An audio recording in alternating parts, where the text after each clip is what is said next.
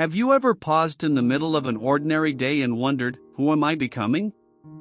Not in a dramatic, existential crisis kind of way, but in a quieter way. A curious way. You scroll through your phone and notice how quickly your mood shifts based on what you see. You catch yourself repeating opinions you heard somewhere else, not quite sure if you actually believed them or just absorbed them. You feel the pull to look a certain way, buy certain things, achieve certain milestones, and you're not entirely sure where that pull even comes from. It's like standing in a river. The current is so constant, so gentle, that you don't even notice you're drifting. Until one day you look up and realize you're somewhere you never intended to be. We live in a world that is constantly shaping us. Algorithms learn what captures our attention. Advertisements know our insecurities. Cultural trends shift so quickly that what seemed important yesterday feels irrelevant tomorrow. And somewhere in all that noise, our own inner voice gets harder and harder to hear. If you've ever felt that subtle disorientation, that sense of being molded by forces you didn't choose, then today's verse offers something profound. It's an ancient invitation to a different kind of formation. A quieter transformation. One that begins not outside of you, but within. Let's slow down and listen to it together. Romans chapter 12, verse 2. Do not conform to the pattern of this world, but be transformed by the renewing of your mind. Then you will be able to test and approve what God's will is, His good, pleasing, and perfect will. Let me read that again, letting each phrase breathe. Do not conform to the pattern of this world, but be transformed by the renewing of your mind. Then you will be able to test and approve what God's will is, His good, pleasing, and perfect will. There is so much packed into these words. A contrast. A process. A promise. Let's unfold it together. What is Paul, the author of this letter, actually saying here? In the simplest terms, he's describing two different ways of being shaped as a person. Two different sources of formation. And he's inviting us to choose one over the other. Let's walk through it phrase by phrase. Do not conform to the pattern of this world. The word conform here is fascinating. In the original Greek, it's syskomatizo, which carries the idea of being pressed into a mold from the outside. Think of soft clay being squeezed into a shape by external pressure. Paul is describing a kind of formation that happens to you often without your awareness. The world around you has patterns, ways of thinking, definitions of success, standards of beauty, hierarchies of value. And if you're not intentional, you'll find yourself slowly pressed into that mold. The pattern of this world isn't just about obvious vices or moral failures. It includes the subtler things, the assumptions everyone accepts without questioning, the anxieties everyone carries because the culture says they should, the pace of life that leaves no room for stillness. Paul isn't saying the world is entirely evil. He's saying it's shaping you constantly, quietly, and you may not even realize it. But be transformed. Now here's where the language shifts beautifully.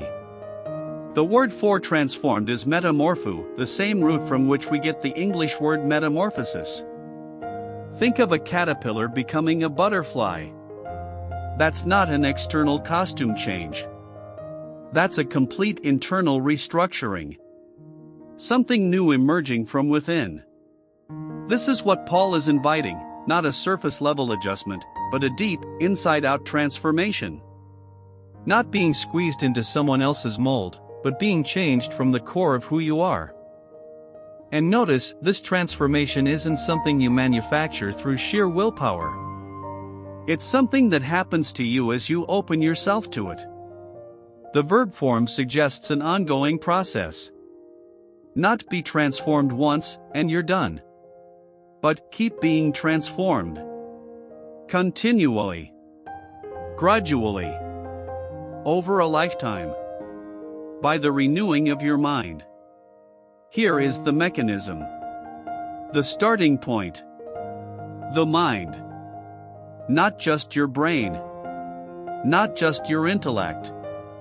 In biblical thought, the mind encompasses your thinking, your perspective, your inner orientation toward life.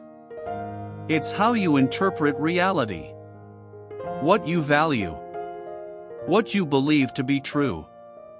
Paul is saying that transformation happens as your mind is renewed, as old ways of seeing are replaced with new ones. As the assumptions you absorbed from the culture are gently examined and, where necessary, released. As you begin to see yourself, others, and the world through a different lens. This renewal isn't instant. It's more like the way a garden is tended day by day, with patience, with attention. Then you will be able to test and approve what God's will is. Here's the fruit. The result of this inner transformation. When your mind is being renewed, you develop a kind of spiritual discernment. You become more able to recognize what is good, what is right, what aligns with God's heart. Not through rigid formulas, but through a growing intuition. A deepening wisdom. The phrase test and approve suggests a process of evaluation and confirmation. Like tasting something and knowing it's nourishing. There's a participatory element. You're not just following rules, you're developing the capacity to discern His good, pleasing, and perfect will. And finally, a description of God's will. Notice the words, good, pleasing, perfect. This isn't a frightening will. Not a will designed to restrict or burden you. It's described in the warmest terms. Something that leads to flourishing. Something that satisfies. Something complete and whole. Paul wants us to know, this transformation isn't about becoming less human. It's about becoming more fully who we were created to be. To appreciate the weight of this verse, it helps to understand who Paul was writing to and what they were facing. The letter to the Romans was written to a community of believers living in Rome, the very heart of the ancient world's most powerful empire. These people were surrounded by pressure. The culture around them was saturated with competing philosophies, pagan worship, emperor veneration, and moral relativism. Gladiatorial games were entertainment. Social status was everything. The pursuit of power and pleasure shaped daily life. To be a follower of Jesus in that context meant constantly navigating tension. How do you live differently without becoming isolated? How do you resist the current without drowning in anxiety? Paul's letter addresses these tensions. And Romans 12 marks a turning point. The first 11 chapters lay a theological foundation. They explore deep questions about grace, faith, sin, and redemption. Then, at chapter 12, Paul essentially says, now, here's how you live. He begins chapter 12 with a call to offer your entire self to God as a living sacrifice. And immediately after that, he gives us this verse. It's the practical starting point. Transformation begins in the mind. What's remarkable is that Paul's words were countercultural then, and they remain countercultural now.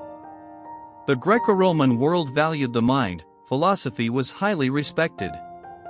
But Paul isn't talking about intellectual achievement. He's talking about a spiritual renewal that goes deeper than knowledge. A reorientation of the heart that affects everything. There are also echoes here of the Old Testament. The prophets often called Israel to turn away from the patterns of the surrounding nations, to resist assimilation, to remember their distinct identity. Paul extends this call to a diverse community of believers, reminding them that their formation comes from somewhere else. And importantly, this transformation isn't something we accomplish alone. Throughout his letters, Paul emphasizes that this renewal is the work of God's Spirit within us. We participate. We're attentive. But the power to truly change comes from a source beyond ourselves.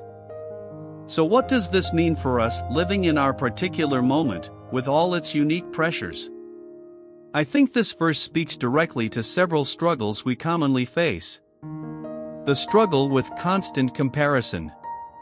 We live in an era of unprecedented visibility. Every day, we see curated glimpses of other people's lives, their achievements, their appearances, their milestones. And something in us starts to measure ourselves against all of it. Romans 12 verse 2 invites us to ask, whose definition of success am I absorbing? Whose standards of beauty? Whose timeline for life? What if renewal means slowly releasing those external measures and rediscovering what actually matters to me and to God? The struggle with information overload. Our minds are being shaped every single day by the content we consume. News cycles are designed to provoke anxiety. Social media is engineered to maximize engagement. Hot takes and outrage and endless noise. What would it look like to be intentional about what we allow into our minds? Not out of fear, but out of care. The same way you'd be thoughtful about what you feed your body, what if you became thoughtful about what you feed your thoughts? The struggle to know God's will. Many people feel anxious about this. What does God want me to do? Am I making the right decision? What if I miss my calling? But notice what this verse actually says. It doesn't give us a step-by-step guide to discovering God's will. Instead, it suggests that discernment is a byproduct of transformation. As your mind is renewed, clarity gradually emerges. It's less about finding a hidden answer and more about becoming the kind of person who can recognize goodness when you encounter it. The invitation to patience. Perhaps most importantly, this verse reminds us that change takes time. The verb tenses suggest ongoing action. Be being transformed. Keep being renewed. You don't have to have it all figured out today. You don't have to undo years of conditioning overnight. Transformation is a journey, not an event. And every small step of awareness, every moment of choosing a different thought pattern, every act of turning your attention toward what is true and good, it all matters. This isn't about perfection. It's about direction. As we come to the end of our time together, I want to leave you with a few quiet invitations. Not commands. Not pressures. Just gentle questions to carry with you. Where do you feel the pressure to conform most strongly right now? What pattern of the world has been shaping you without your permission? What might renewal look like for you in this season? Not a dramatic overhaul, but a small shift. A different input.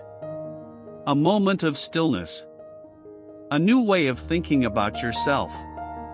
And what if, instead of anxiously searching for God's will as if it were hidden from you, you trusted that as you slowly open yourself to transformation, clarity will come? Not all at once, but enough for the next step. You are not meant to be squeezed into a mold that doesn't fit your soul. You are not meant to be shaped by every passing pressure. There is a deeper formation available, one that happens from within, one that unfolds gently over time, one that leads toward wholeness. Let me read our verse one final time. Do not conform to the pattern of this world, but be transformed by the renewing of your mind.